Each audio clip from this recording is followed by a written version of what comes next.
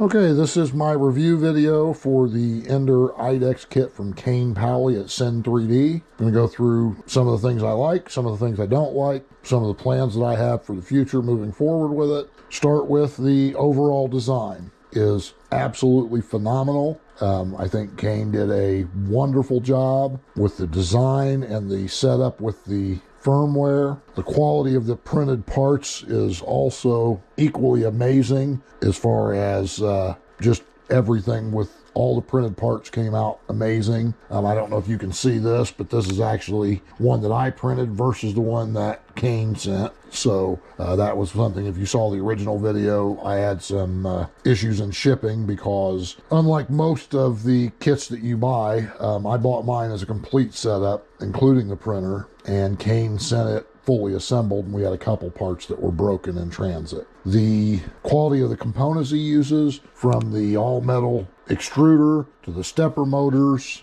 is amazing. Super good quality stuff. The profiles he's got set up on Cura, I've had very little need to change anything on those. They work really well. The meshes that he's made in Cura to eliminate where the no-go areas are so that both extruders can move freely without running into each other is a big help. And we'll go through some of the things that I don't quite care for, that I think need to be addressed, and then we'll go through some of the things that I plan to do. The second X-axis stepper motor mount is held in place by one single bolt.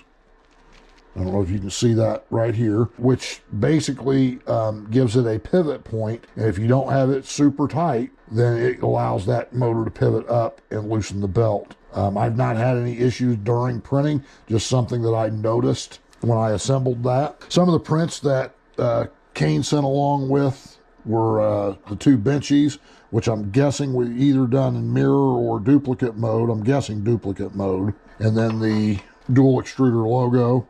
Some of the things that I've printed were the custom front face plate, which turned out really well. Kane provided me with that logo, an STL for the logo, and actually did a video on how to set that up. And then I did this dual extruder logo as well. Things that I've done so far, as far as mods, were the Bowden tubes I cut down by that much just to make it a little bit cleaner. I did add a little bit of wire loom on the two extruder stepper motors just to kind of make those look a little nicer. The other things that I don't care much for are the wire management on the back here. I understand fully why it's that way. He wanted to make this as simple as possible, a plug-and-play deal for anybody adding this to their existing ENDER system, their ENDER 3 printer. I personally am a nut about a wire management, so I am going to be making custom cables for everything that goes straight to the motherboard. So there is not going to be any connections outside the motherboard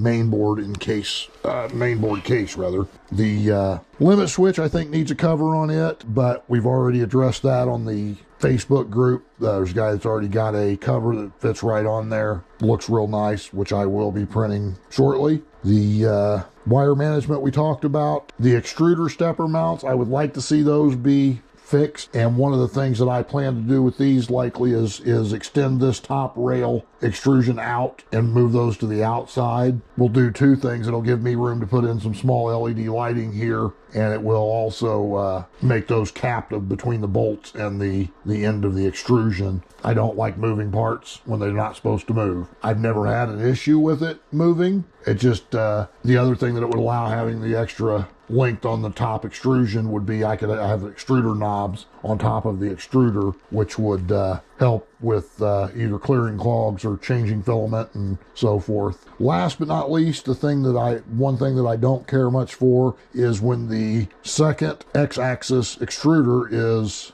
parked, it is directly above the LCD screen. I think that LCD screen needs to move out by that distance so that you can see it. Otherwise, you're going to be bending way down to look under that hot end assembly to see what's going on the screen. Things that I plan to do moving forward are, again, custom wire harnesses, longer extrusion for the top, possibly even going with a 2040 instead of a 2020 to allow for LEDs all the way across. Figure out what we're going to do with this second mount here. I think that's it. Obviously install my custom plate here. I wanted to wait until after I did the video before I got that installed. Like I said, the only things I've really done to it were shorten the Bowden tube, add a piece of wire loom, and then I also added a SD card adapter with the ribbon cable and the mount for that, just to allow for a full-size SD card instead of the mini cards. I have a problem with my old self will drop little tiny parts and will never be seen again, so the bigger SD card helps me out a lot. So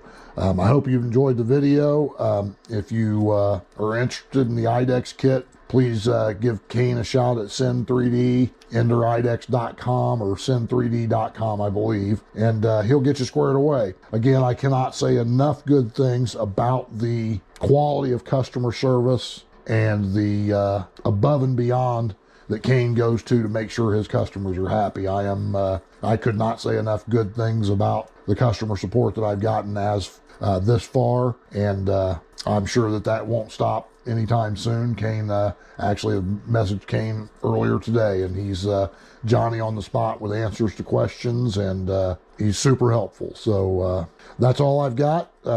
Hopefully you've enjoyed the video. If you do have any questions, message me on Facebook. I'd be more than happy to answer any questions you've got. All right, thanks.